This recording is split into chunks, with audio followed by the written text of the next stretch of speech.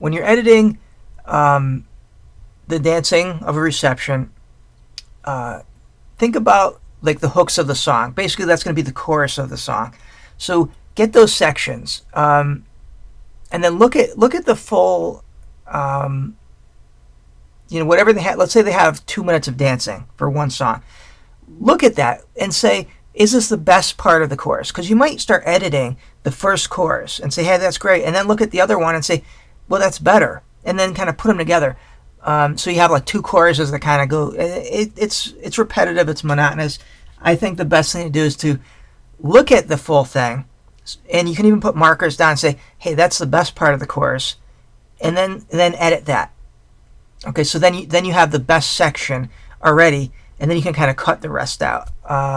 You might be able to use some other parts of a song, like the video, to go in with the other audio. So you might be able to actually sync them up and make it seem seamless enough that you had multiple cameras when you actually only had one.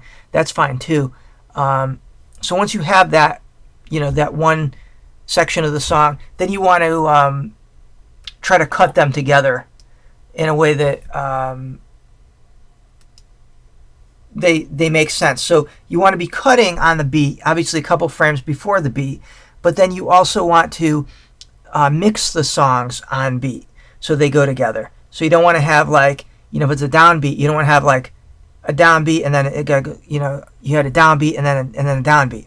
So you want to go from like a downbeat to an upbeat or something like that.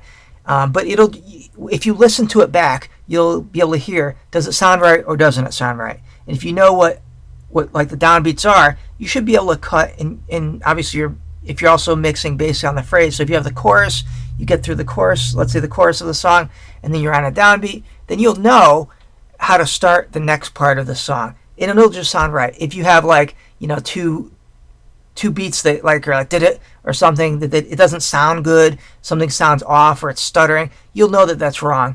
And so if you just listen to things and you just let yourself be critical of the edits that you do, you'll always make the best edit because you'll keep doing it until it sounds good.